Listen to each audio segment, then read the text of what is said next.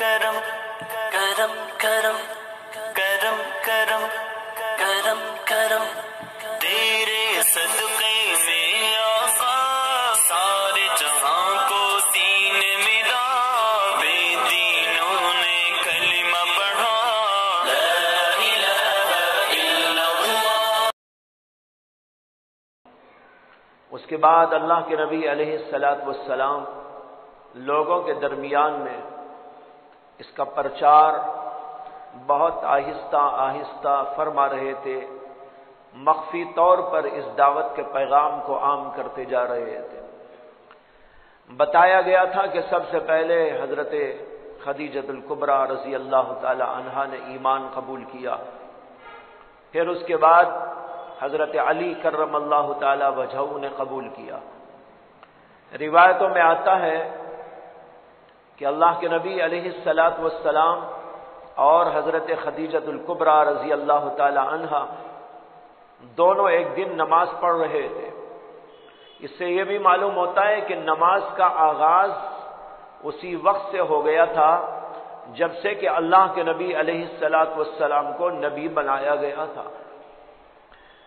یہ جو ہم سمجھتے ہیں اور بیان کرتے ہیں کہ نماز معراج میں فرض ہوئی، جی نماز کی فرضیت اور 5 نمازوں کی فرضیت یہ تو معراج کے اندر ہوئی ہے، لیکن اس سے پہلے سے بھی اللہ کے نبی علیہ الصلاۃ والسلام 2 نمازیں پڑھا کرتے تھے۔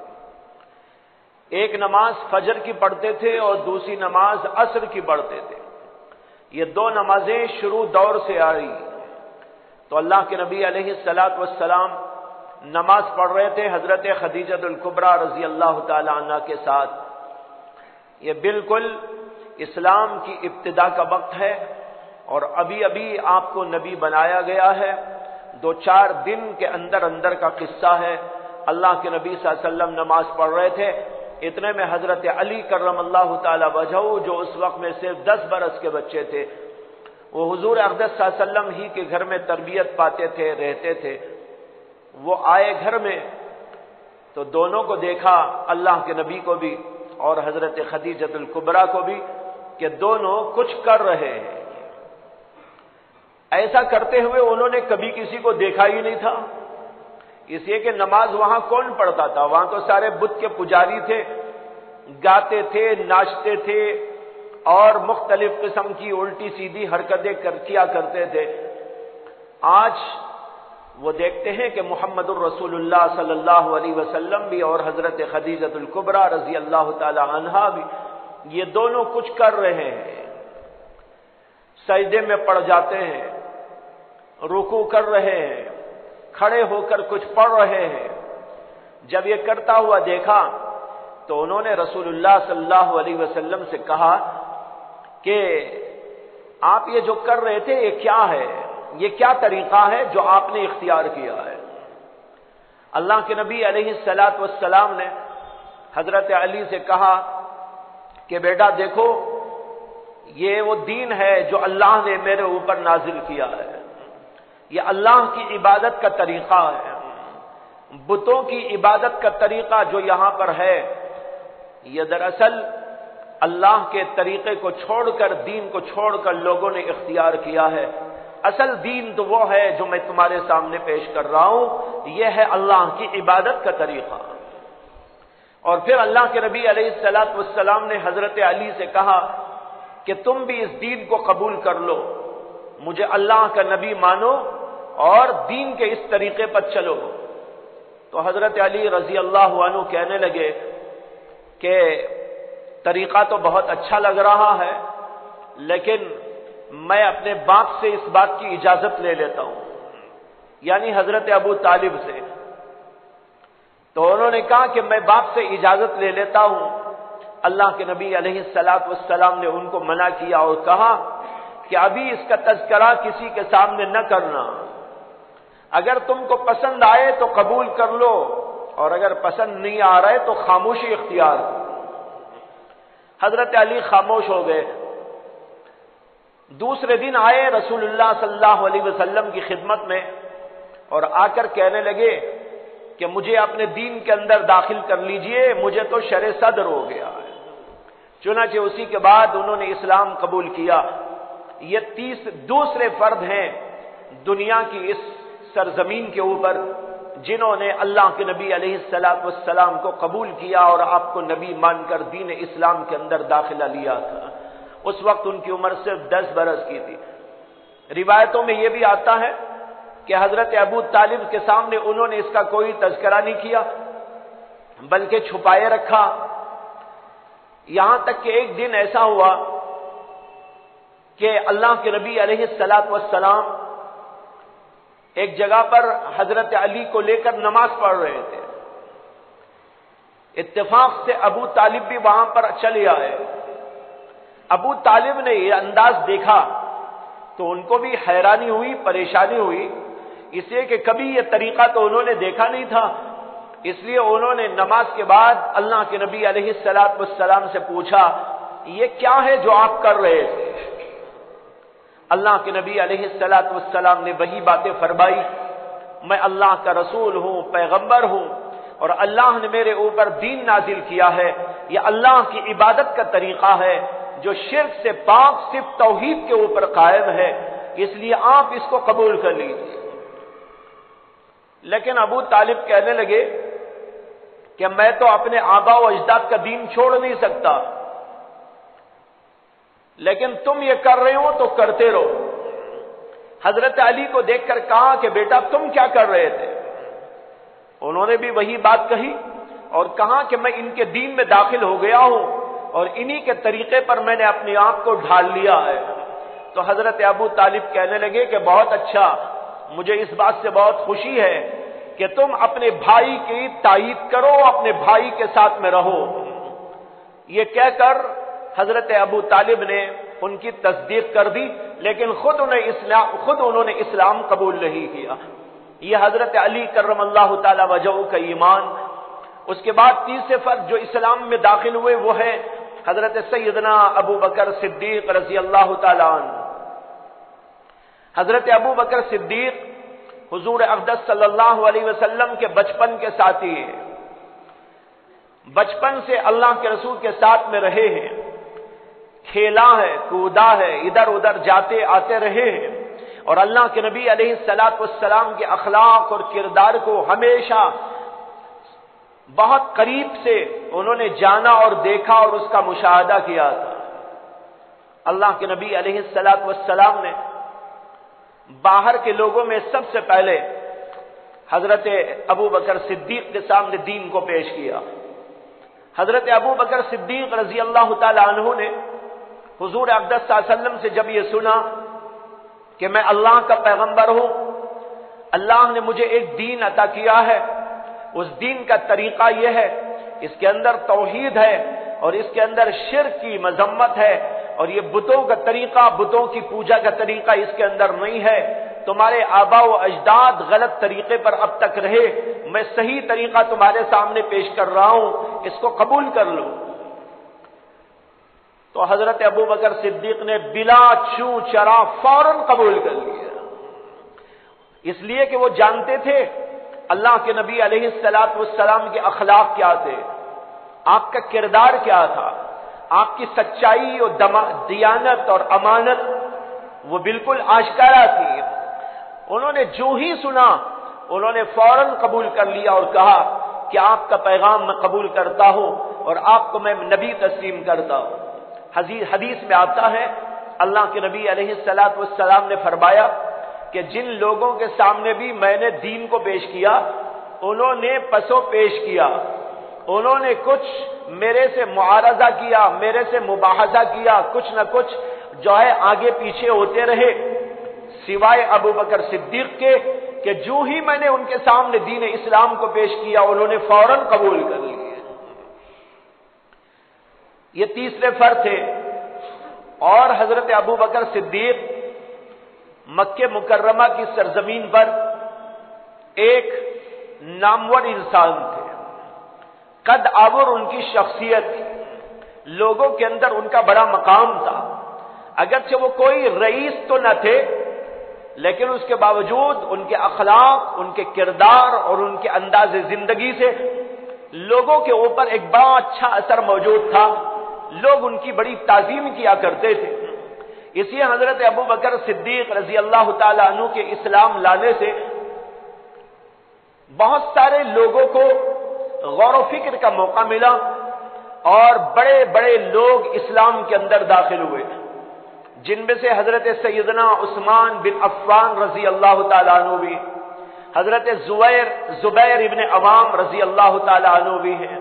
اسی طریقے پر اور بعض صحابہ جو بڑے بڑے درجے کے مانے جاتے تھے، یعنی وہاں مکے کی سرزمین پر ان کا ایک دبدبہ تھا، ایک روب تھا، ایک مقام تھا، ایسے لوگ حضرت ابو بکر صدیق رضی اللہ تعالیٰ عنہ کے اسلام لانے پر اسلام لانے کے لیے تیار ہو گئے، جن میں حضرت عثمان غنی بھی ہیں، جن کو ذی النورین کہا جاتا ہے۔ حضرت عثمان غنی اپنا قصہ سناتے ہیں اسلام لانے کا کہ ایک دن میں نے اپنی خالہ کے گھر جا کر ان سے ملاقات کرنی چاہی۔ ان کا نام تھا ام سودا۔ میں ان کے گھر گیا اور میری خالہ نجومی عورت تھی، یعنی نجوم سے کچھ باتیں بیان کیا کرتی تھی۔ کہتے ہیں کہ میں ان کے پاس میں گیا تو انہوں نے کچھ اشعار پڑھ کر مجھے خطاب کیا۔ ان اشعار کا خلاصہ یہ تھا کہ تم بڑے بابرکت ہو، تمہیں بڑا خیر ملنے والا ہے اور تم راہ ہدایت پر ہو۔ اس طرح کی باتیں انہوں نے شعر کے اندر پیش کی، اور یہ بھی کہا ایک شخص نبوت کا دعوے دار ہوگا اور اس شخص کی تم اتباع کرو گے اور اس کے دین کو تم سنبھالو گے۔ اس طرح کی باتیں اس نے اشعار کے اندر کہنی شروع کر دی۔ ان کو کچھ سمجھ میں آیا نہیں۔ جب سمجھ میں ہی نہیں آیا تو انہوں نے جو ہے پھر ان سے پوچھا کہ کیا ہے، مجھے ذرا سمجھاؤ۔ تو پھر انہوں نے اور زیادہ وضاحت کے ساتھ میں کچھ اشعار پیش کیے، اور اس کے اندر بھی یہی مضمون تھا کہ محمد اللہ کے رسول ہیں، وہ ایک دین حق کو لے کر آئے ہیں۔ جو آدمی ان کا اتباع کرتا ہے اس کے لیے بڑے مراتب ہوں گے، اور تم بھی ان کے دین میں قائم ہو جاؤ۔ نجومی عورت اپنے نجوم کی بنیاد پر یہ باتیں کہنے لگی اشعار کے اندر۔ وہ تھی حضرت عثمان بن عفان کی خالہ۔ حضرت عثمان بن عفان رضی اللہ تعالیٰ عنہ کہتے ہیں اس کی باتیں میں سن کر نکلا اور میرے ذہن کے اندر ایک تذبذب پیدا ہو گیا کہ کیا باتیں ہیں، وہ کون ہے جو نبوت کا دعوے دار ہے، وہ کون ہے جو کوئی دین لے کر آیا ہے۔ ان کے حضرت ابو بکر صدیق سے تعلقات پرانے تھے۔ حضرت ابو بکر صدیق سے وہ ملے اور کہنے لگے کہ آج میں میری خالہ کے گھر گیا، میری خالہ نے ایسی ایسی باتیں کہی جو نجومی ہے، نجوم کی بنیاد پر وہ باتیں کہتی ہے۔ اس نے ایسی ایسی باتیں کہی، میری سمجھ میں تو کچھ نہیں آ رہا ہے کہ وہ کون ہے جو نبوت کا دعوے دار، اور وہ کون ہے جو دین حق کو لے کے آیا ہے۔ اور اس نے یہ بھی کہا کہ میں اس دین میں داخل ہو جاؤں گا، مجھے تم کچھ اس کے بارے میں کہہ سکتے ہو؟ حضرت ابو بکر تو مسلمان ہو ہی چکے تھے۔ انہوں نے کہا آؤ میں تم کو سمجھاتا ہوں۔ اس کے بعد بٹھا کر انہوں نے محمد صلی اللہ علیہ وسلم کے بارے میں بتایا کہ یہ محمد بن عبداللہ یہ اللہ کے رسول ہو چکے ہیں، اللہ کا پیغام ان کے اوپر آ چکا ہے، وہ ایک دین حق کو لائے ہیں، اس دین حق پر چلنے والے کے لیے بشارتیں ہیں۔ انہوں نے پوری بات ان کو سمجھائی۔ اس کے بعد ان کو لے کر گئے محمد الرسول اللہ صلی اللہ علیہ وسلم کی خدمت میں، اور جا کر اللہ کے نبی صلی اللہ علیہ وسلم کے سامنے آپ کے ہاتھ پر ان کا اسلام ہوا ہے۔ اس طریقے پر یہ چوتھے فرد ہیں جو اسلام کے اندر داخل ہو گئے۔ اس کے بعد کئی لوگ وہاں پر اسلام کے اندر داخل ہونے شروع ہو گئے۔ تقریباً اس زمانے میں ان حضرات ہی کی محنت سے 40 سے 50 آدمی اسلام کے اندر داخل ہوئے، لیکن 40-50 آدمی جو اسلام میں یہ داخل ہوئے، یہ علل اعلان نبوت کا پرچار ہوئے بغیر داخل ہوئے۔ کسی نے ان سے کہا، کسی نے ان سے کہا، کچھ عورتیں بھی اس کے اندر داخل ہوئی، کچھ مرد بھی اس کے اندر داخل ہوئے۔ اس طریقے پر 40 سے 50 افراد دین اسلام کے اندر داخل ہوتے چلے گئے۔ یہ زمانہ وہ زمانہ تھا کہ لوگوں کے اندر اس کی کوئی شہرت نہ تھی اور لوگ اپنے اپنے طور سے دین اسلام کو ایک بعد دیگرے لوگوں کے سامنے پیش کر رہے تھے۔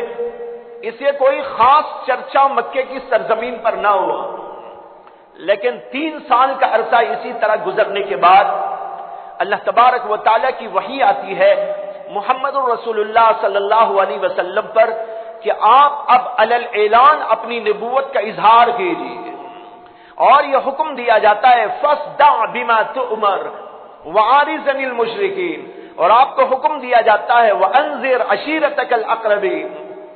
جب یہ احکام نازل ہوئے ہیں، میں نے گزشتہ جمعہ بھی آپ کو سنایا تھا، اللہ کے نبی علیہ الصلوۃ والسلام نے کوہ صفا پر کھڑے ہو کر واز فرمایا، اور اسی زمانے میں یہ واقعات بھی پیش آئے جو تاریخ کی کتابوں میں، سیرت کی کتابوں میں موجود ہیں کہ اللہ کے نبی علیہ الصلوۃ والسلام نے سب سے پہلے تو حضرت علی سے ایک دن کہا کہ بھائی مجھے حکم آیا ہے کہ لوگوں کو علل اعلان اس کی دعوت دو، لہذا تم ذرا سا دودھ لے آؤ اور بکری کا کوئی حصہ گوشت کا لے آؤ۔ حضرت علی اس کو لے کے آئے، اس کو پکایا گیا، دودھ کو بھی رکھا گیا۔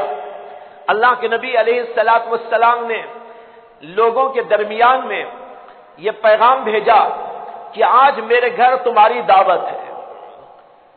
دعوت کے عنوان پر ان کو جمع کیا گیا، اور جن کو جمع کیا گیا وہ صرف آپ کے خاندان کے لوگ تھے، اس لیے کہ اللہ نے فرمایا تھا وَأَنذِرْ عَشِيرَتَكَ الْأَقْرَبِينَ، اپنے قریبی رشتہ داروں کو اللہ سے ڈراؤ۔ اللہ کے نبی علیہ الصلوۃ والسلام نے حضرت علی سے کہا بھائی ان کو بلا لو، ان کو بلا لو، ذرا ابو لہب کو بھی بلا لینا اور فلاں کو بھی بلا لینا، ان کو بلا لینا، ان کو بلا لینا۔ یہ 40-50 آدمی تھے جو آ گئے، یہ سب کفار تھے اس وقت تک، رسول اکرم صلی اللہ علیہ وسلم کے خاندانی لوگ تھے زیادہ تر۔ ان کو بلایا اور آپ نے کہا کہ کچھ کھانا تمہارے لیے بنایا گیا ہے، کھاؤ۔ اور وہ کھانا تھا 1-2 آدمیوں کے برابر، دودھ تھا 1 پیالے میں، اور جو سالن تیار کیا گیا تھا وہ گوشت کا ذرا سا سالن تھا۔ یہ اللہ کے نبی علیہ السلام نے ان لوگوں کے سامنے رکھا اور فرمایا کہ کھاؤ۔ لوگ ایک دوسرے کو دیکھنے لگے کہ اتنا چھوٹا سا کھانا، اتنی چھوٹی سی مقدار کا کھانا اتنے لوگ کیسے کھائیں گے؟ یہ محمد ہمیں کیا مذاق بنانے کے لیے بلائے ہیں کہ یہاں پر کھانا اتنا تھوڑا سا اور 40-50 آدمیوں کی دعوت۔ آپ نے کہا کھاؤ کھاؤ، اللہ برکت دے گا۔ اب جو انہوں نے کھانا شروع کیا تو سارے لوگ کھا گئے، کھانا بڑھتا رہا، دودھ بڑھتا رہا۔ یہ اللہ کے نبی صلی اللہ علیہ وسلم کا سب سے پہلا معجزہ تھا جو ان لوگوں کے سامنے ظاہر ہوا ہے۔ یہ دیکھ کر ابو لہب کہنے لگا ارے اٹھو اٹھو، ایسا لگتا ہے کہ محمد نے ایک ایسا جادو کیا ہے کہ آج تک ایسا جادو ہم نے نہیں دیکھا ہے۔ دیکھو کھانا کیسا بڑھ گیا، اتنا سا کھانا اتنے لوگوں کے لیے کیسے کافی ہو گیا، ایسا لگتا ہے کہ محمد نے کوئی جادو کر دیا ہے۔ ابو لہب سب سے پہلا مخالف تھا جو لوگوں کے ذہن کو تبدیل کرنے کے لیے وہاں پر یہ آواز لگایا۔ یہ قصہ ہوا، یہاں سے اللہ کے نبی علیہ السلام کی باتوں کا پرچار ہوا، مکے والوں کے درمیان میں کھل کر اس بات کو پیش کیا گیا، اور ان سب کے سامنے یہ بات آشکارا ہو گئی کہ محمد نبوت کے دعوے دار ہیں اور وہ ہمارے بتوں کے خلاف ہے، وہ ایک نیا دین لائے ہیں، وہ نیا دین لوگوں کے سامنے پیش کر رہے ہیں، اور نئے دین پر کچھ لوگ جا رہے ہیں، اور ان کا دین ہمارے دین سے بالکل الگ ہے۔ یہ ہمارا دین آبا و اجداد سے چلا آ رہا ہے، ہمارے آبا و اجداد اسی کے اوپر جیتے رہے، اسی کے اوپر مرتے رہے، اب یہ نیا دین یہاں پر کیوں لے کے آئے ہیں؟ اس لیے ان کے دلوں کے اندر تھوڑی سی عداوت اور بغض پیدا ہو گئی۔ لیکن اس کے باوجود ان لوگوں نے حضور اقدس صلی اللہ علیہ وسلم کو ابھی کچھ برا بھلا نہیں کہا. ادھر یہ کام جاری تھا اور یہ کافر لوگ اپنی خیمے گویاں کرتے ہوئے رہ گئے. اور یہاں پر اسلام میں داخل ہونے والے لوگ اسلام میں داخل ہوتے جا رہے تھے.